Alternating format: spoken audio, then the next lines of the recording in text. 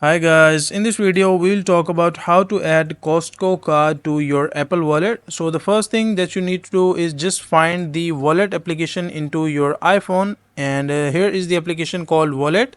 And if you can't find this application, so just go to the App Store and just write down like Wallet, and you will be able to find this application. So download this application called Wallet, and once you download this application, so just open it, and you will be seeing this interface like Apple Cash and boarding passes and tickets all in one place. So what you can do is just click on the plus icon on the above right side, and once you click on plus, you will be seeing this interface. So from here what you can do is just click on this option called debit or credit card. So just you can see the other options as well, so the previous card, Apple card and travel card. So just ignore all of them and click on debit or credit card.